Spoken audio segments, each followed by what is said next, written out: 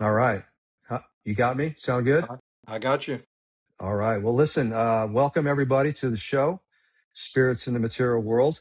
And super excited today. You're in for a treat. We have a multi-dimensional talent that we're going to really dig into. And our guest today is William, known as Rice Drewry. Welcome to the show, Rice. We're good with that? Yeah, that's good. My I pleasure. love it. I love it. So we're here in the I'm here in the Delta. Rice is in Memphis. And boy, I tell you what, Rice, um, where do we start? Just for those folks listening, obviously you've got an incredible music background and recordings, but you're also a surgeon, a doctor. Yeah, I'm not a surgeon, but I'm a family practice physician. Family practice. Okay. I was a flight surgeon in the Army, Uh, which is that's kind right. of a misnomer. I didn't really do surgery. That's just the name of the physician who took care of the aviation pilots, so the pilots and the crew. Well, needless to say, that's incredibly impressive. And I'm sure if you had to, you could have, right?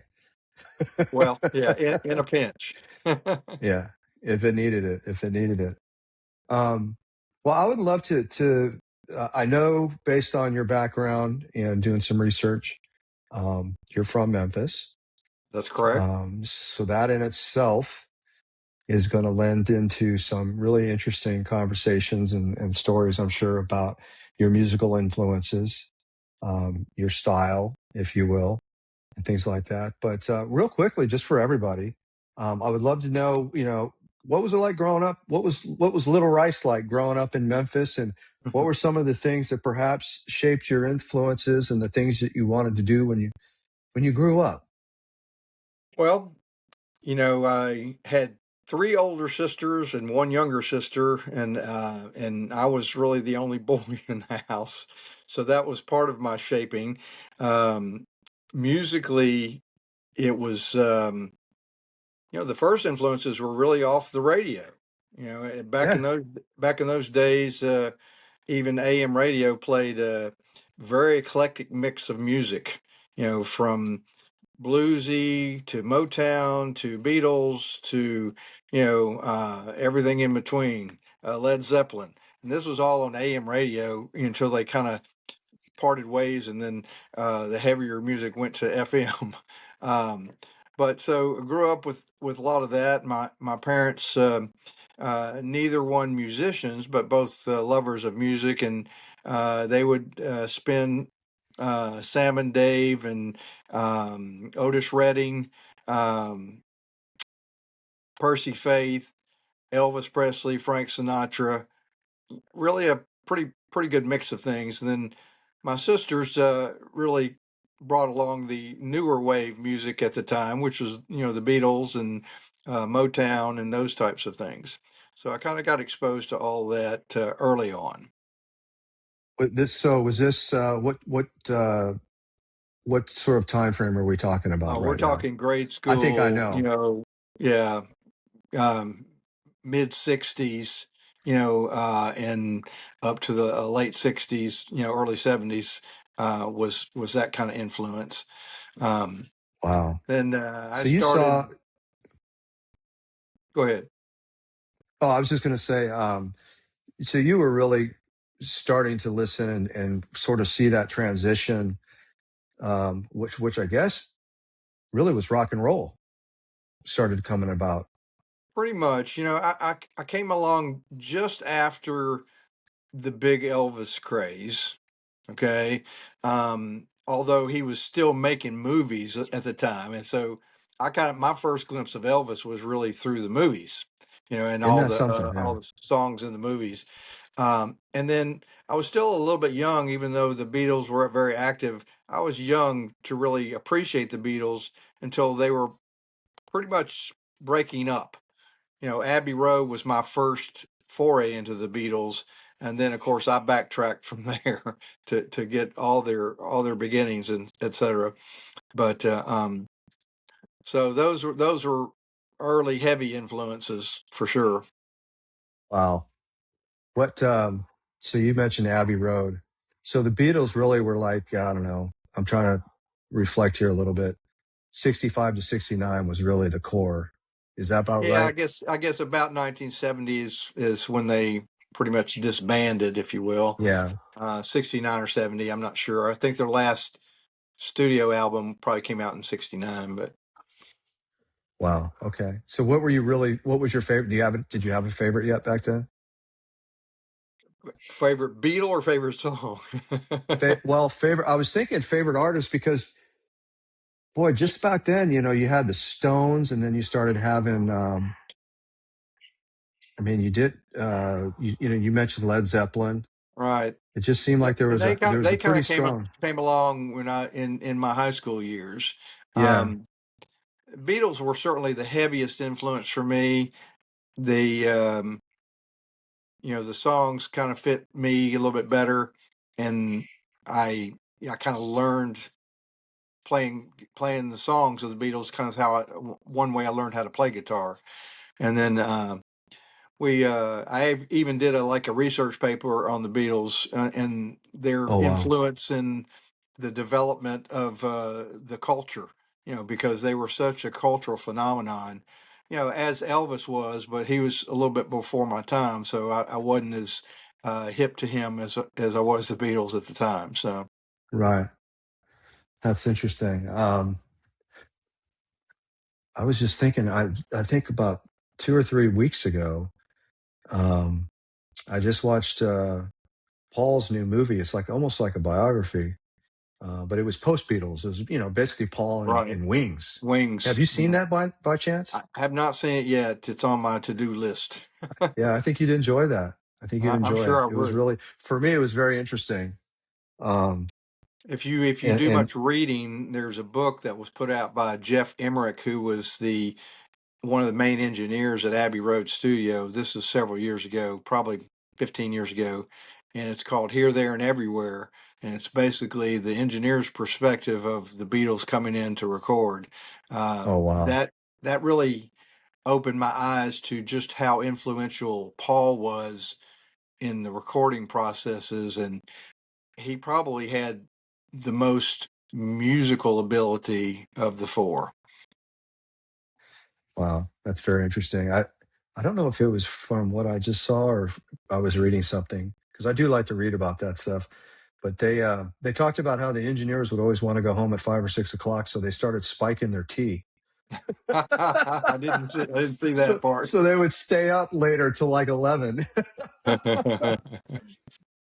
That's awesome. So did you start playing guitar when you're still in grade school, or was that later in My high first school? guitar came probably about fifth grade.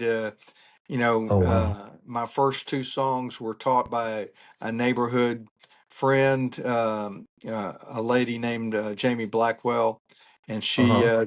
she taught me the chords and the songs to "House of the Rising Sun" and Oh, wow. 500 Miles, and I probably played those songs till my family said stop. In fact, those songs are still banned among family gatherings. They say, no, do not play that song. But Wow. I so can I, hear I that learned right how to now. play through those, and a little bit of finger picking from her, and then when I reached high school is when I started. This is long before YouTube and all that stuff. So you learn basically either from somebody else or from playing a record back and forth till you think you had it right, and then only to find out when you got with somebody that was better than you, they showed you the right way to play something. Um, and so I was in high school. I was more heavily influenced by acoustic acts like James Taylor and of course, acoustic rock, the early Eagles, they kind of blazed the trail for almost the Americana, scene way back then. And so those became heavy in my rotation and things like America and those kind of things. And that's in high school is also when I started playing around with writing some lyrics of my own. They were pretty bad though, so those have since been discarded. So did you? I'm always fascinated. Like you can't see it, but I have guitars, and I think I play, but I don't play. I play and makes me happy. Um, but when I get with somebody that can play, especially somebody that can play and sing at the same time, that's when I really know that I'm still not there. Did it just happen for you, or did it just take a lot of work? Well, there was quite a bit of work involved. Now, I am not a lead guitar player. Okay, so Okay. I'm mainly a strumming, acoustic strummer, some finger picking. Um, the current band I play in, which is called Rice Drewry Collective, we have a really good lead guitar player named Dunk Carter, and he occasionally lets me take step out and take a little lead work. He's very encouraging with that. But anything that's really difficult, I turn it back over to him. So. So the way I really learned how to play guitar is mostly strumming, and you learn the songs because you learn how to change the chord on a certain word in the lyrics. You'd print out the lyric sheets, and okay, on this word I need to change to a C, and that was a lot of work learning how to change chords back and forth, and that was eventually I got to be pretty comfortable with that. Yeah, that's it. You see a lot of artists still, where they're changing the chords, they're looking at the fretboard and their fingers, and then you have the ones that just, they they never look at the fretboard. Yeah, John Mayer, it's like it's just it's an part extension of his arm somehow. right. It's part of his hand. Well, that's pretty cool. Do you play other instruments, or is that where you primarily I stick with mainly play that? guitar. I have in a couple of bands I played a little bit of bass, but I would not call myself a bass player. Right. Uh, we we probably didn't have a real bass player, and that's why I was playing some of it, and we were swapping back and forth. So I've done a little bit of that. I play a little bit of harmonica, um, and again a little bit of electric guitar, but mostly acoustic. So Also acoustic. What neighborhood in Memphis did you grow up in?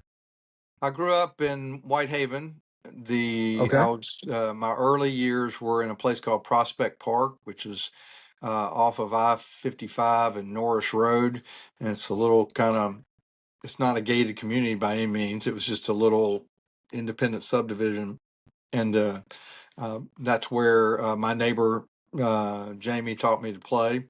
And then around sixth or seventh grade, we actually moved to be closer to school, which at that time was Bishop-born High School, over on Shelby Drive in Whitehaven, uh, close to southeast Memphis. So the and that's where probably my formative years were spent there, in that part of Whitehaven. Very cool. Um, so as you moved into, let's say, the sort of the 70s, I'm just interested. I'm trying to really understand because a lot of what I read about you and what critics compared you to, which must be incredible to be compared to the Eagles and Fleetwood Mac and Van Morrison, some of the stuff that I read that's pretty incredible. Is that basically Tom Petty, right? And we're going to get to the Tom Petty song. Yeah. Was that kind of what in the 70s and as you moved into the 80s, is that kind of what you were gravitating towards? Yeah, I'd say early 70s was a lot of Eagles, some America, um, then, more acoustic solo stuff would be things like James Taylor. Still always played Beatles. Kind of started listening more to the Rolling Stones and listened to Led Zeppelin, but I really didn't play much Led Zeppelin because I couldn't sing it. Robert Plant's voice was way, way too high for me, and so to me Another it didn't octave. yeah, it just didn't sound right with somebody singing in a baritone, So so I didn't spend a lot of time with Led Zeppelin other than listening to them. Um, the later 70s, you know, Van Morrison certainly, John Mellencamp. He may come out a little bit in the 80s, but um, I liked Electric Light Orchestra. They were big Oh, in my uh, junior senior year of high oh, school. Jeff Lynne. Yeah. and obviously later with Traveling Wilburys and everything. Oh, The super group.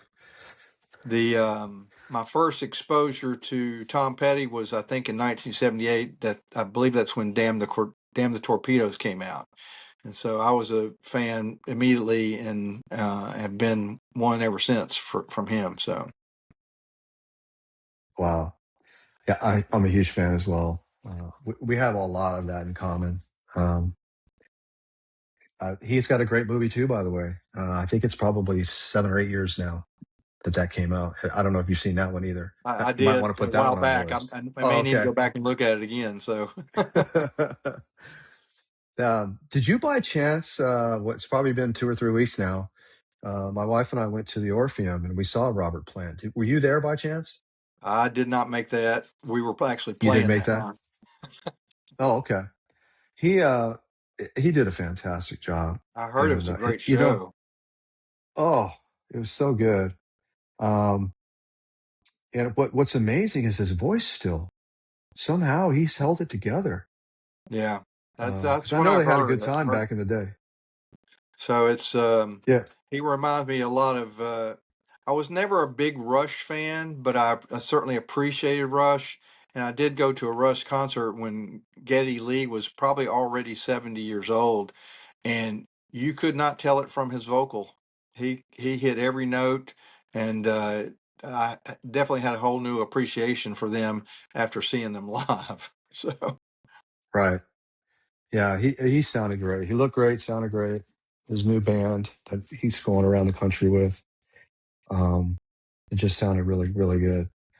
He played the only. I think I'm trying to think. I think the only Led Zeppelin song he played, which was "Ramble On," and he did it in a way that it was almost like he was telling his life story. It was really spectacular. wow. It Somebody was actually very sent a cool. clip of that. Somebody took a bootleg clip, I think, and it was excellent. So, Yeah. So what'd you do after high school? What was the first thing out of high school? well, the first thing out of high school was I went to actually Christian Brothers College, also in Oh, Memphis. okay. So I never really Yep. left Memphis for college. Actually played small college basketball there, and was went Oh, there on nice. on a basketball scholarship.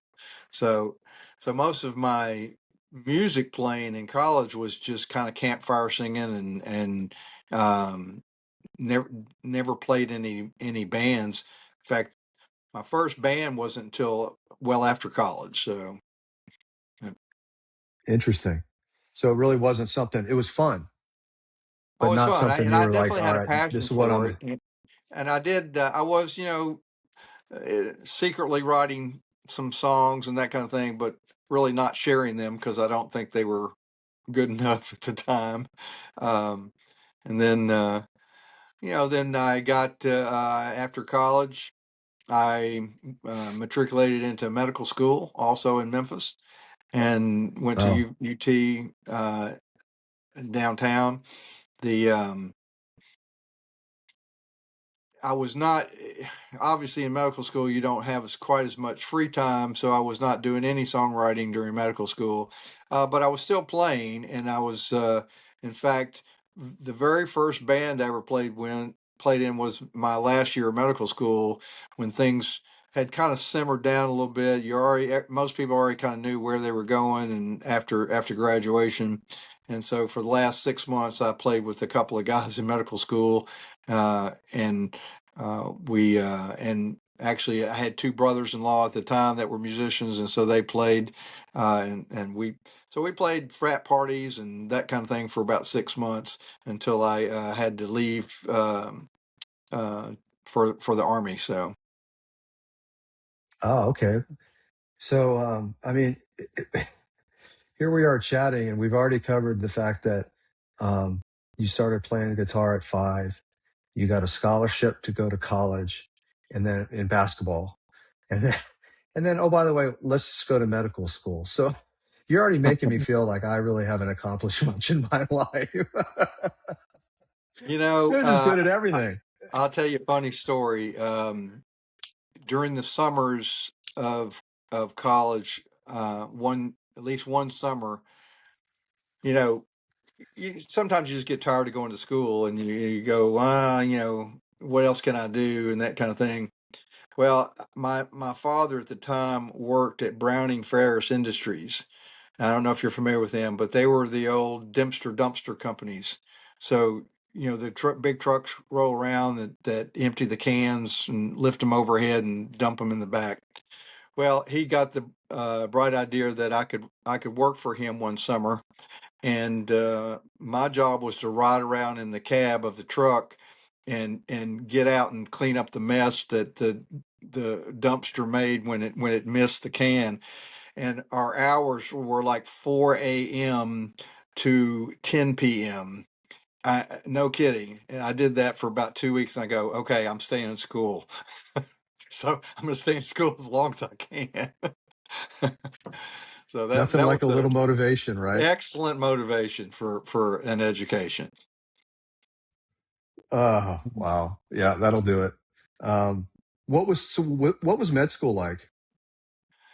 Was it It just like it's was, supposed to be?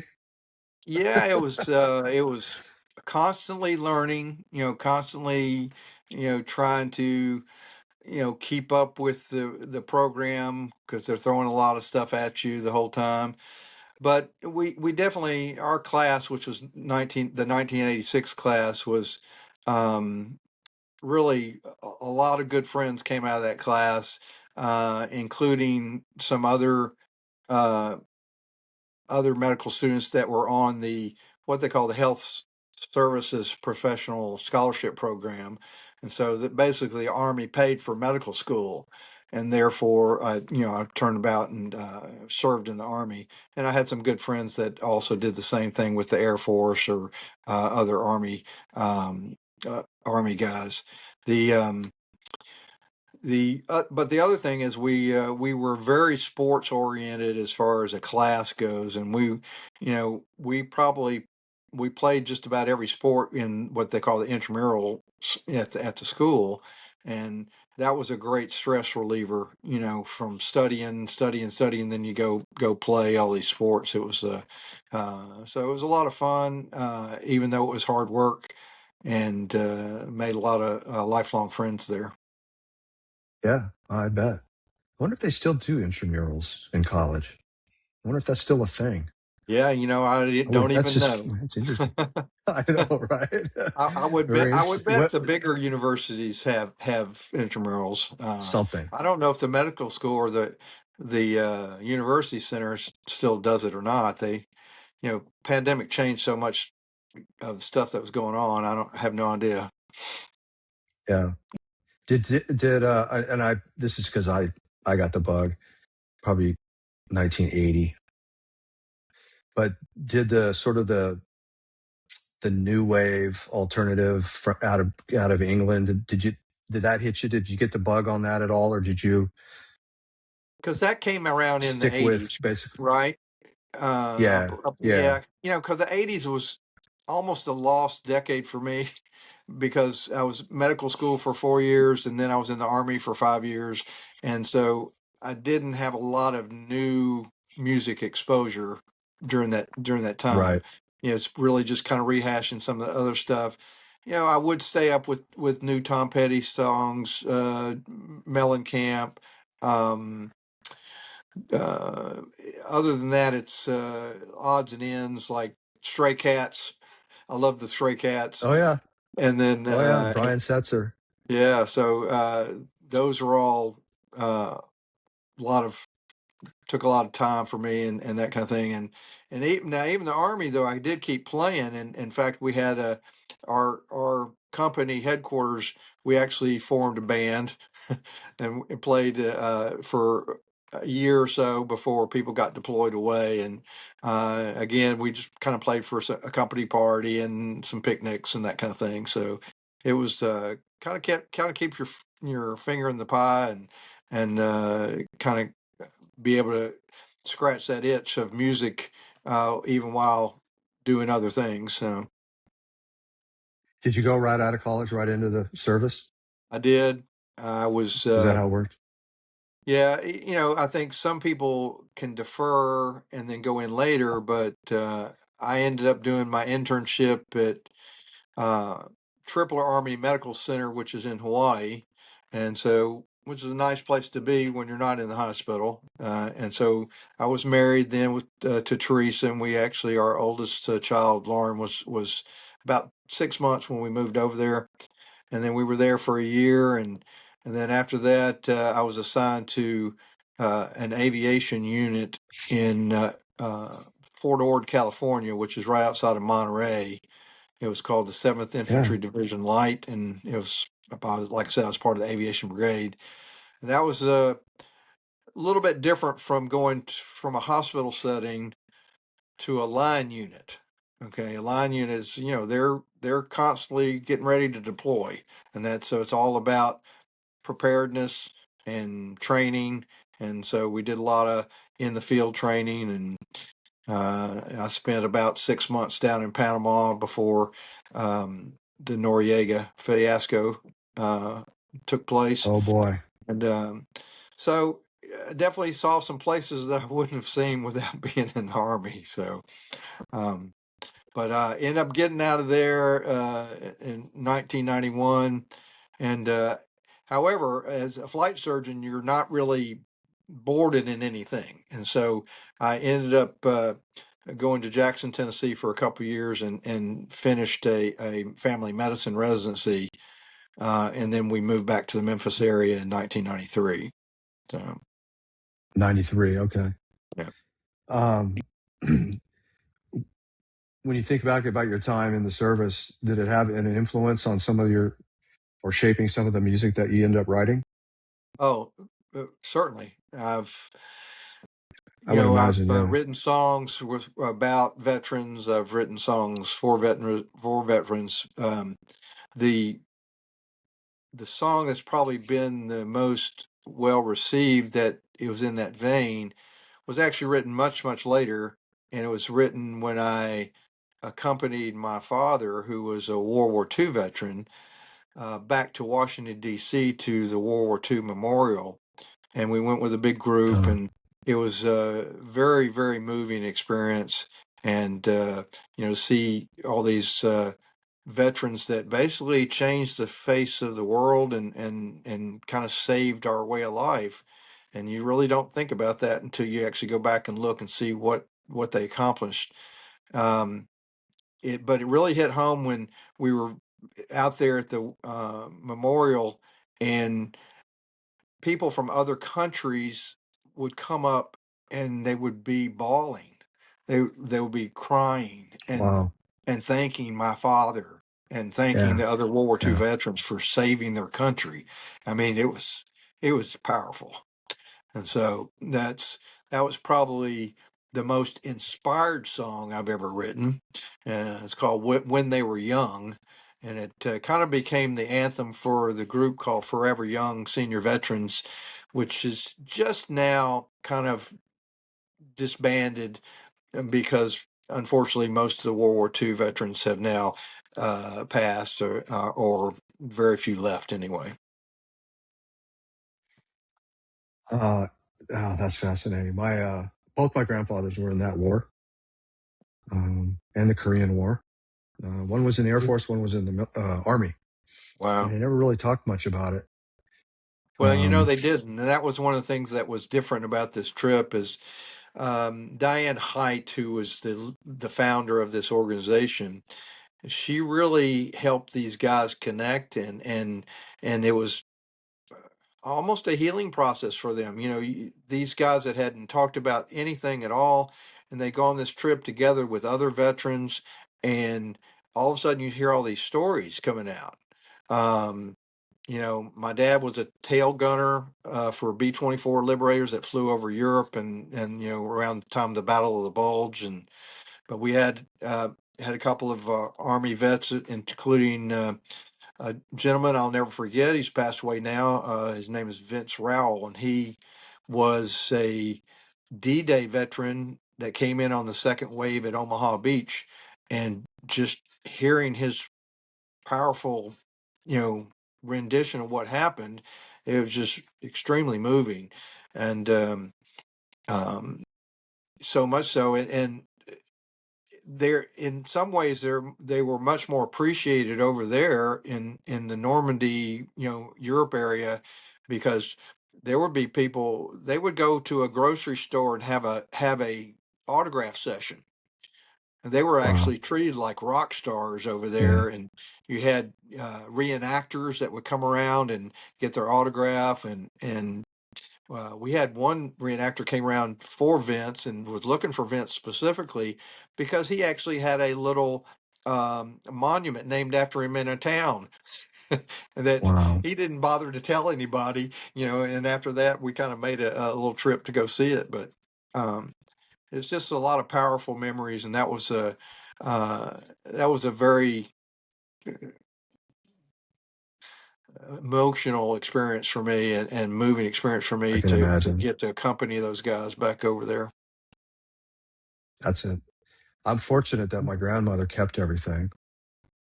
Um, she outlived him by like 25 years. So Yeah, over the course of time, I have it that's awesome. all his paperwork, all his deployments, a lot of the, a lot of the clothes, a lot of the stuff that the uniforms and Yeah. things like that. So I could sort of live through that a little bit. And she did tell, she loosened up and she told me some things about some of the places that they went and where he was staging. He was also, by the way, he was also a gunner on a B-24. He was the bottom, the Oh belly. wow. Oh wow. Belly gunner. Yeah. Yeah. I don't think Um, either one of those were really great places to be. no, they definitely drew the short straw. Yeah. I don't think people realize how small of a compartment that was. Yeah, and my dad was And how not cold. small. He was 6 foot tall, and so he was very tall for that position. And just going into side a B-24, I realized, God, how do you even get back there? He had to really How do you do it? scrunch down and crawl back in the little hole. So it's pretty amazing. That's special. Yeah, it's a special breed. And you're right. I don't know if today's world really recognizes what happened and what everything that they did for all of us. Um, you mentioned John Mellencamp, John Cougar, as we used to know him. Uh, he, he says he's a terrible singer, but he's a great songwriter. And I think sometimes when I hear his music, I think we would all be good these days to take some time to listen to John Cougar Mellencamp songs because there's a lot of good that comes out of those songs, especially for the Yeah, times. he really Um, hits the nail on the head on a lot of them. he really does. He really does. I think he's still getting out and about. I actually He saw likes to. him at the Orpheum, I guess last year, maybe 2 years ago. He came Okay, through and did a is tour. his voice still Not there? quite as good as it used to be, but Well, but he's his always band putting was up. really good. He's always putting up pictures or videos of him. I think they're jokes because it'll show him on a treadmill and he's still smoking, his cigarette. So I think it's funny. I don't know, but boy, he was a good songwriter. Um, well, let's get into sort of when you really started getting after it with music and writing and I mean, you like I said, we don't have enough time in the day to go through it all, but you've got some great stuff. And eventually, I want to hear about Tom Petty Sucks. All right. Well, so after moving back here in '93, so it was about 2 years after that. I kind of really had the musical itch, and I, I did two things. I joined Memphis Songwriters Association, and just to kind of network a little bit and see what else is going on, and as far as songwriting. Obviously I had things to learn and still do, but that was a great place to start, and I've kind of maintained that relationship with Memphis Songwriters ever since. But the other thing that happened is I joined a group of guys, uh, Joel Hobson, John Hurt, Sam Carson, Wise Jones, and Joe Leathers, and Joe and I actually my end was Joe and I went to high school together, and we actually did a little songwriting early on in high school that we never showed to anybody. But they were already here, you know, back in Memphis, and so I joined them as a group called the Tumbling Sneakers. And that whole title had a name. You know, it came from practicing at the drummer's house, and his neighbor said, "Joel, I love you, but after 10 o'clock, it sounds like tennis shoes going around in the dryer." So, uh, but Joel ended up finding us new places to practice, and so we did so. We were, yeah, we were, I guess, a high level garage band. You know, we weren't Okay. great, but we loved it, and we got to play a lot of nice places. We actually opened for um, Jerry Lee Lewis down on Beale Street at BB King's one year, and Wow. that was probably my biggest claim to fame as far as that goes. But we got the songwriting bug. Like four of us were kind of tooling with original songs, and so Joe Leathers kind of went out and scouted some places to see if we could record, and he ran into uh, Jack Holder. Now, I don't know if you know much about Jack, but Jack was a Memphis icon, and you could go back and look at his bibliography, and he's played with all the greats, and he was just a fantastic musician, multi-instrumentalist, fantastic engineer. We were very fortunate that he agreed to let us come record with him at Sounds Unreal Studios was the studio at the time. It's now Archer Records over there on Nelson and Barksdale, I believe. But it's Jack was my first foray and first mentor as far as going into a real studio and learning how to um, overdub and lay down, you know, rhythm tracks and you know, kind of getting things in the right order. And uh, uh, Jack was uh, uh, Jack was very much a perfectionist, and you know, I think he at least got the best out of us that he was going to get. You know, none of us were professional musicians, and but we ended up with a product we were pretty proud of, and in fact, I can still listen to that today and not feel ashamed. So it was called the Tumbling Sneakers. It was self-titled, and you know, I had 5 songs on there, and Joe Leathers had 3, and Wise Jones had 3, and John Hurt had a couple, and we just threw them all together, and Jack kind of helped mold them, and certain songs Jack would even pick up and play the lead guitar for us, or he had a couple songs he played the saxophone on, because Jack could play just about everything. He um, and I guess my biggest thing was trying to get vocals as good as I could, um, and he would come. You'd come in when were doing your overdub vocals. He would start you off, and you sing it like 3 times, and he goes, "Okay, well, you're getting warmed up now." And so it would be 10 takes later that he finally goes, "Okay, I think we can use that," you know. And so so it definitely Worn out.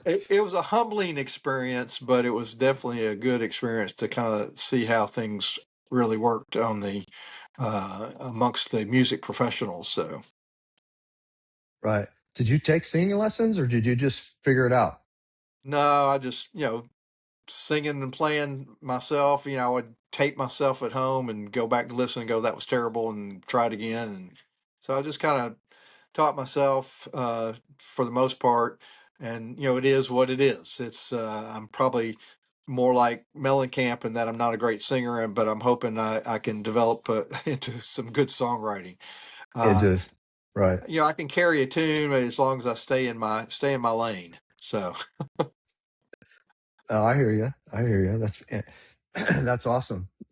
So okay, so what happened after that? So that band, how long did that last? Well, that band we lasted about 10 years. That was the only time that we did That's any pretty good.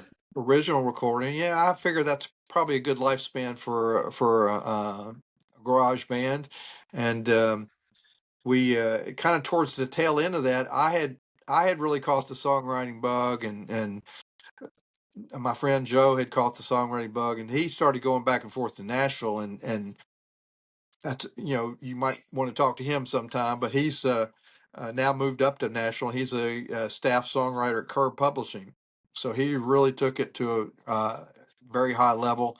Right. But I had the bug as well, and so and I loved recording because you could kind of rewrite the song almost in the recording studio, because of the way you flavor it with the different instruments, maybe a little different rhythm, all that kind of stuff. Because when I'm writing the songs, most of my songs are written on an acoustic guitar, and I may be strumming, I may try a different strum pattern, those kind of things, but it's kind of limited. And so when you go in the studio, you can kind of expand that view of what you're hearing. And so I thought that was a lot of fun. And so my first solo CD was 20 years ago in 2006, and it was called "When You Smile." Oh, wow. And Jack was also the producer and of that particular CD. And it's got some songs that we still play today. My current band will rotate some of these original songs in and out, and just so we um, at least we can say that nobody else is playing them. So we can say we get to play some original music, Yeah. even amongst Yeah. all the covers. Uh, so Was there a, go ahead. well, no, I was just going to say, that was real excited for that. The Tumbling Sneakers were still going on at the time, but when we had the CD release, Jack brought all these A-level players for the release, and all these studio musicians that played, and they played all the basic instruments. I was just strumming my acoustic guitar, and I had a full backing band of studio musicians, and that was all from Jack. Jack had all those connections, and I've actually I've met a lot of influential Memphis musicians, probably through Jack or through his tree, and including the great Reba Russell and Susan Marshall and Jimmy Davis and the late Tommy Burrows. So all those guys were kind of part of that genre. Met Jimmy Jamison through Jack. So it was a really great experience for me to get to hear these high level musicians take whatever I've written and turn it into to me a really great recording of a song. Um, one of the sessions, I don't know if you're familiar with Steve Potts. So Steve Potts is a Memphis drummer, played with a lot of famous people. One recording session that I was doing with Jack, we had 3 songs lined up, and he had a drummer booked and a bass player, and we were basically just laying down rhythm tracks. And when I got there, he said, "Hey, drummer X," and can't even remember who it was, but the first drummer, he couldn't make it, so I got Steve Potts. Steve was coming off the road with touring with Crosby, Stills and Nash. So, that just kind of tells you the level of musician. And I'm just kind of going, oh, yeah, well, it's okay if he plays on my song. So I'm sure Steve probably wouldn't remember any of that, but it certainly stuck with me. And so, I basically continued that relationship with Jack for several years. We put out another full length CD in 2009 called Thousand Shades of Gray. Um, I did kind of a more acoustic CD in 2014 that was kind of more family oriented, introspective, called the Mamba Box. It's on that CD where that When They Were Young is placed, the World War II Okay. song. And then I had also uh, about that time, we were starting to, or a few years earlier, started uh, playing music with a lady, Donna Handsome, and she and I met through a third musician named Jerry Finney, and Don and I would used to go sit in with Jerry at the old Bottom Line. Jerry would be playing these acoustic gigs like on a Wednesday night, and Jerry had it all figured out. He would invite all these friends to come play and come sit in, and he'd go over to the bar and drink and have dinner while we were taking his slots. Of course, he was the ones getting paid, so he didn't care. Um, but I met Donna Handsome through that, and then in one of those small world moments, I had actually had already known her brother, and we didn't know that they were brother. I didn't know they were brother and sister, and his. So we started playing some acoustic things together, and met another Donna named Donna Wolf, who's a fiddle player, and so we kind of formed a little trio called 3 Degrees, and 3 Degrees was actually an offshoot of the first band that followed the Tumbling Sneakers, and it was called it's called 6 Degrees. And so when three of We went us from 6 to 3. separated, we just called it 3 Degrees. Not a lot of originality there, but I'm still playing with Donna and Donna. We still get out and play, probably mostly during the summer months when you can kind of get out on patios and those kind of things. But we still enjoy each other's music. Um, and then, and so, but I bring them up because in 2015 I did a CD uh, called Rice Drewry and 3 Degrees, and that was featuring fiddle on most of the tracks, and of course Donna Handsome is also a vocalist, and she either provides a lot of harmony or a couple tracks where she actually does some lead vocals on. Um, so And you know, for those listening, if they want to check out some of your music, I know you have it's on your website. I yes. think I saw some links. Yeah, so Where else? Anywhere? ricejewrymusic.com. Yeah, Okay. it's on all the streaming services, you know, iTunes, the evil Spotify. So, but it's definitely out there and available, and yeah, I enjoy anybody going out and checking it out. So what are some of your favorite places to play over the years in Memphis? Well, Some of the it favorite depends on joints. what kind of gig it is. So, Um, if you're just having a cover band party, and just kind of rock and rolling, Neil's has always been good for that.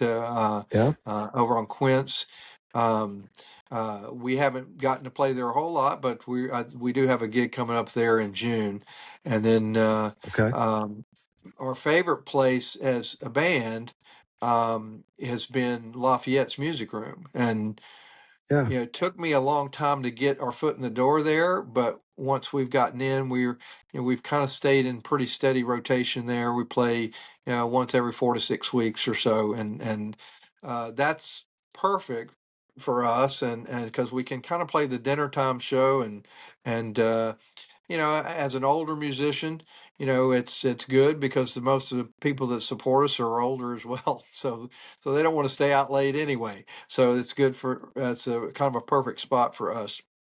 Um, as far as things such as songwriters, because I still play quite a few songwriter songs and songwriter venues. There's a place called South Main Sounds down on 550 South Main, and it's the proprietor or the guy that runs it is named Mark Purcell, who's also the current president of the Memphis Songwriters Association. And so we have the MSA meetings are down there, and of course we share songs at those meetings. But he also will have dedicated shows where have kind of bluebird like shows where you have a trio of artists that play and swap songs, and occasionally he'll have shows where it's one artist and they may bring a small trio or something and play some of their original music. It's pretty much all original there. And the nice thing about playing there is he's been doing it long enough that the audience is pretty well trained. They know they're coming there to listen, and so as a songwriter, you Right. can't really ask for anything more than that because Yeah. people are actually listening to what you're and taking it in. That doesn't happen at the bar scenes, including even Lafayette. So we love playing there, but that's not a it's not a quiet listening venue. Right. So, um, but yeah. But as far as the collective, which is Rice Drewry Collective, we really do enjoy playing Lafayette's and Neil's, and we've gotten to play Neshoba a couple times, which is out in Collierville, um, and we actually are going to be on the stage at Italian Fest this year on the Thursday Oh, okay. All evening. right. So that's always a fun time. Um, the So I did want to mention so nobody gets slighted. I want to mention the band members in the Oh, please. collective. Yeah. So Dunk Carter is the lead guitar player, and uh, in the last few years when I've been doing some of these recordings, um, Jack Holder unfortunately got sick and passed away from cancer, and that's probably been about 10 years ago. And since then, I've used a couple of really fine musicians. Eric Lewis was on a lot of my stuff, including the Tom Petty Sucks CD single. Um, but also since then, Dunk Carter has played an instrumental role in playing on a lot of the originals and helping me produce them and actually record them because he has kind of a home recording studio, so he can kind of record a lot of overdubs at his studio, and then we kind of pass files back and forth and that type of thing. So Dunk has been very Awesome. helpful with that, and of course he's a very good musician. Ron Richards is playing keyboards for us, and he's very talented. Both Ron and Dunk also play in the band called Natchez, which is a band that's been around for 50 years.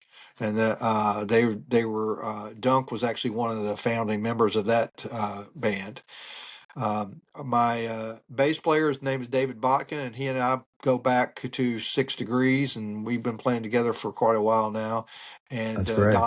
Donna Handsome also sings with me in this group, and she is very versatile vocally. She can sing all sorts of styles, and as she's been a great musical partner for me, and I really appreciate her.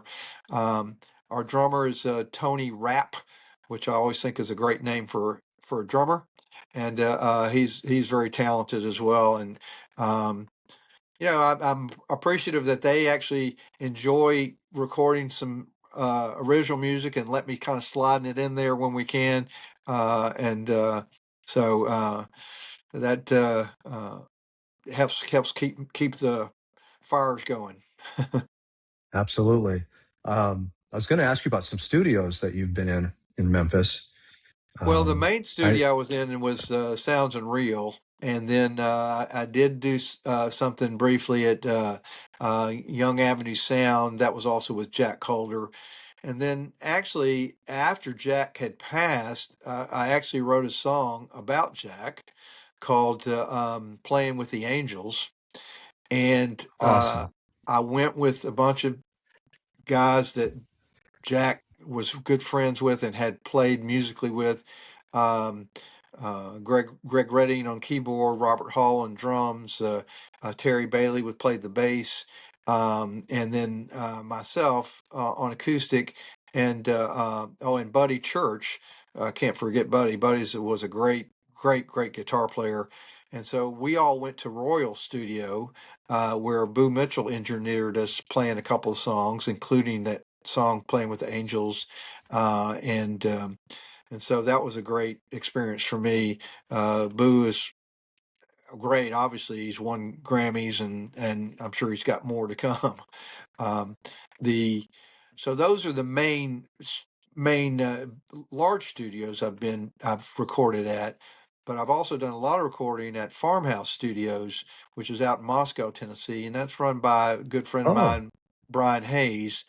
Brian and I met originally through Memphis Songwriters, but it's probably been 20, 25 years ago now, and we still do projects together. And I'll do a lot of um, basic recordings. Like sometimes I'll go out there and just lay down the rhythm tracks, and then Dunk and I will kind of do some overdubs at home, and we send them to Brian, and he kind of mixes them together, and then so he probably does more mixing out there than recording for me, but we still definitely do both. And so Farmhouse Studios has been a great studio for me as well. that's cool. I was lucky enough. I did to this day. I pinch myself that I got to interview Boo Mitchell, and we actually did the interview in Royal Studios, and I felt like I walked into a time machine. Yeah, a lot of history It there. was It's a lot of it was history there, impressive. Yeah, right? And he's really. I mean, the last 12 months for him has been bonkers I know it. between the Grammys and the Yeah, I Oscars and don't everything. I don't think I could probably afford to record with him anymore. He Such a can demand special that high place. dollar now. It's a special place, yeah, for sure. What was there a song that this is almost going back a little bit, I guess, but was there a song that you did or that you wrote that really made you think, you know what, I can do this and I'm going to do this and I enjoy doing this and this is what I'm going to do? Do you look back on a certain song? Well, I guess the song that kind of started the juices flowing the most, I think, was a song called "Going Down to the River." And uh, I'd written that. My brother-in-law Charles Grismore had helped me kind of do a home recording of it, and I entered it into at that time Memphis Songwriters had a song contest, and they had different genres, and that was entered into the kind of the blues or rhythm and blues or blues category, and it won. And I honestly don't know how many people were entered, but I'm not going to tell you it was only Doesn't three. matter. So anyway, uh, that was certainly um, encouraging and kind of go, well, hey, that's not half bad. Maybe I can write some decent songs and um, something it's certainly something I enjoy doing and um, to this day, I'm constantly making notes, or I hear a phrase and I try to put it down in a little notebook or in my phone these days, and Right. revisit at a later time. Most of the time, I know, given my profession, which is still my vocation of being a family medicine doctor. I will never be a true professional musician where I just depend on my music income. But I certainly have enough passion for it that I want it to be as good as I can possibly be in that field as well. And I've been fortunate enough to get tutored by some and mentored by some really fine musicians and quality people, and have let me, kind of help me out along the way. And because We all need it. recording is never one person. You know, even if you've written the song, it doesn't come to life until you actually record it. There's always exceptions to that. I mean, if you have somebody that just records, an acoustic guitar and vocal, and there's certainly quality enough artists that they can pull that off, and that's all they need. Most of the songs I write are designed to have other instruments in them, because to Right. me that fills it out and makes it more interesting. Just been blessed to be able to do that, and my wife Teresa allows me to do that, and because it's certainly not a money making venture. It's, if anything, songwriting and recording. I probably lose money doing that because it costs more than you make back. But it's definitely a passion, and as long as I'm able, I'll probably keep doing it. So. Why not? Yeah, it's in you. Whether it was yourself or you learned through others, I've talked to artists about how do you make music your own. And I guess what I'm saying is maybe you grew up and you really were fans of a few artists and you started playing. Um, did you find yourself sounding like that, or was there a moment where you can sort of transition and start making it sound your own? And Well, does so that does that make I think sense? so. Yeah, I think so much of a sound is whatever your voice sounds like. That's such a huge part of it, and I'll be honest with you, when we play cover tunes and we play a Tom Petty song, I'll try to sound more like Tom Petty. If we Right, play right. a Neil Young song, I may have Neil Young inflections. But when it's my own song, and I haven't heard anybody else sing it, so it's just me, and and so it still has all those influences in there, whether it be Beatles or Eagles or some of the more laid back acoustic. People said, "Oh, that reminds them of Yeah, James Taylor," or Jackson Brown is another one that I've had some comparison to. Um, the you know, it becomes mine to me when I start singing it. Partly because none of those people have ever sang that song. So yeah. so because I've written it or co-written it in some cases, um, that automatically, because I'm not trying to model my voice after anybody else. I'm just singing it, and so that's kind of what to me makes it mine. Awesome. All right, I'm going to ask you for a tip. I uh, I bought a harmonica, but actually I think it's a blues harp Okay. technically, which I'm still not sure the difference, but maybe it's the key. Um, Well, there really isn't a what? difference. It's Okay, just all that right. it's a brand. Um, Okay, but but if you play blues harp, if you're playing, so there's a style of harmonica playing called playing blues harp. That's also a style in addition to a brand. And then there's a style called cross harp is similar to that, or straight harp.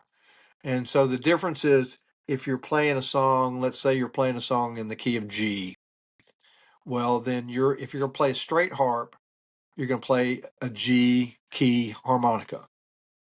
But if you were playing blues harp, you play cross harp, which mostly involves drawing instead of blowing.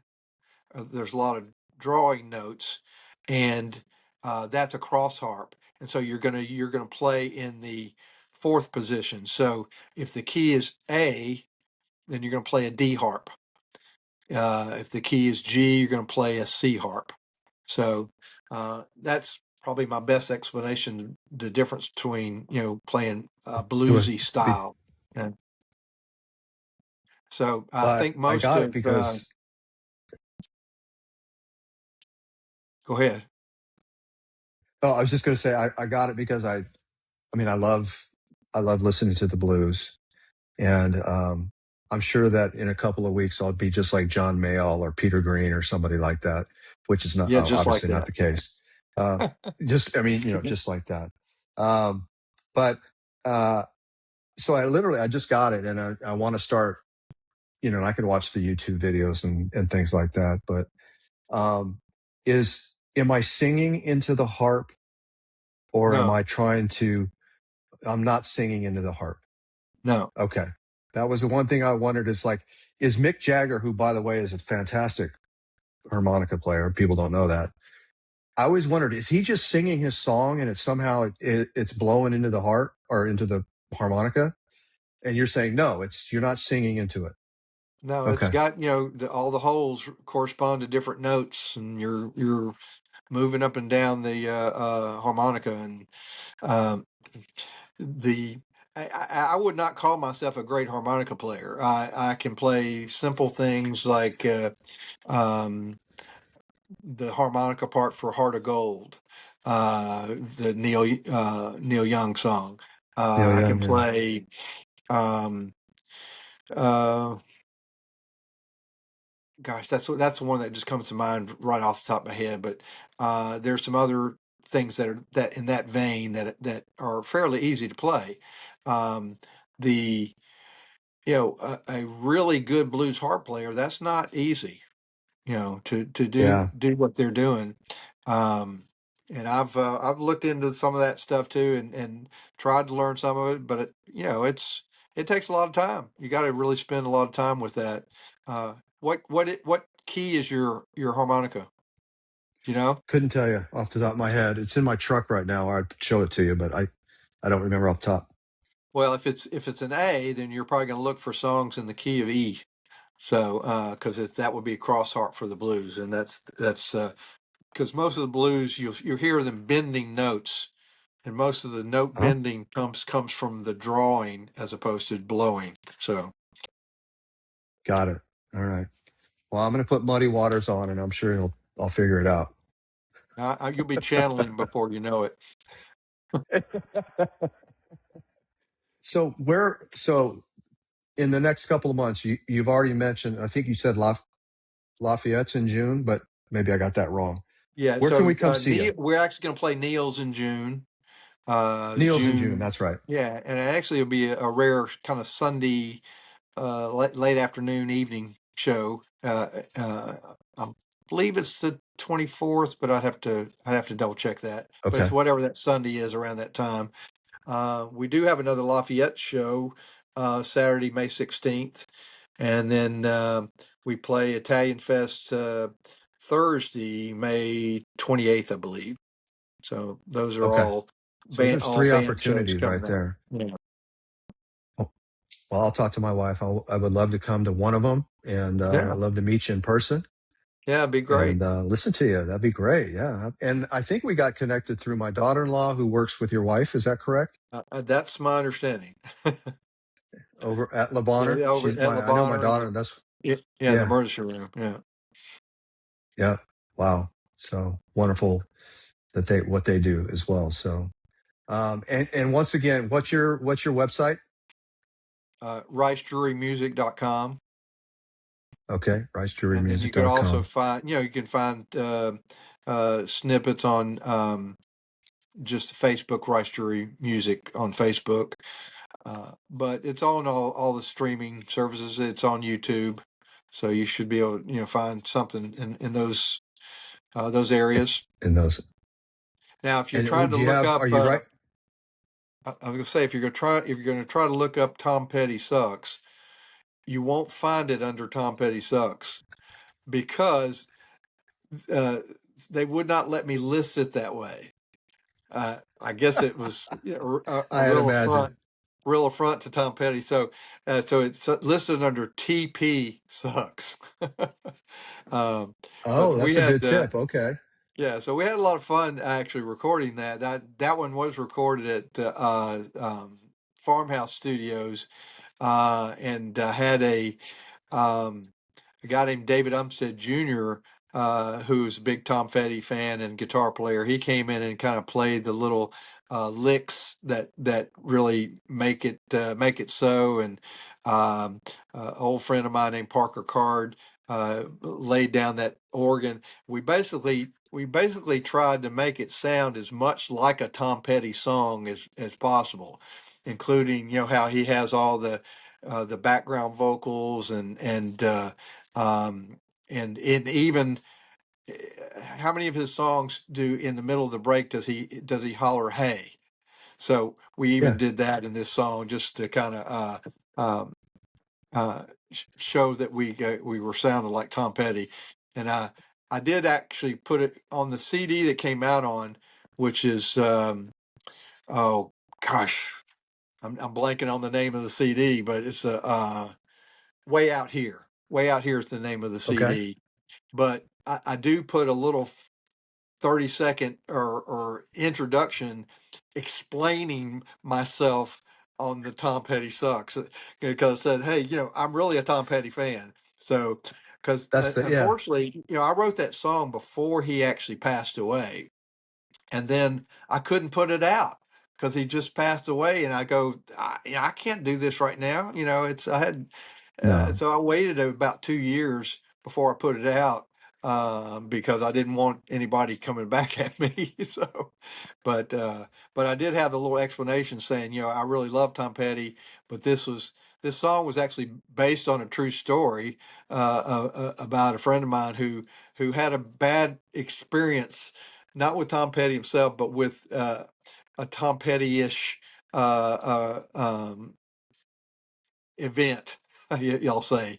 And so, but so the song is pretty much just taking his story. And Apparently putting he it went down. into, yeah, apparently he went into a bar and had been drinking too much, and this is in his younger days, and he wanted to impress the waitress who had a Tom Petty T-shirt on, and he just said Tom Petty sucks, basically thinking he was being real kind of cute and that kind of thing. Kind of Well, funny. she slapped his face, and then the Oh, bouncers threw him perfect. out. Bouncers threw him Perfect. out and broke his arm.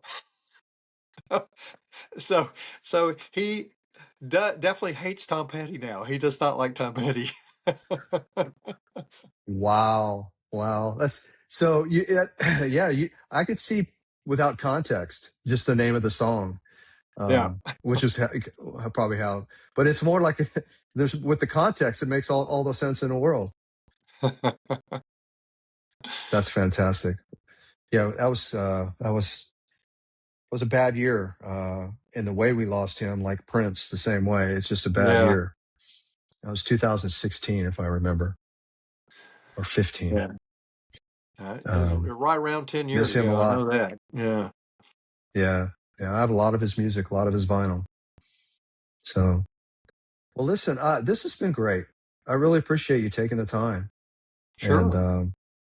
I love this the only reason I do this, started it a little over a year ago, was to bring out some stories about this area and the music and the culture and what's happening.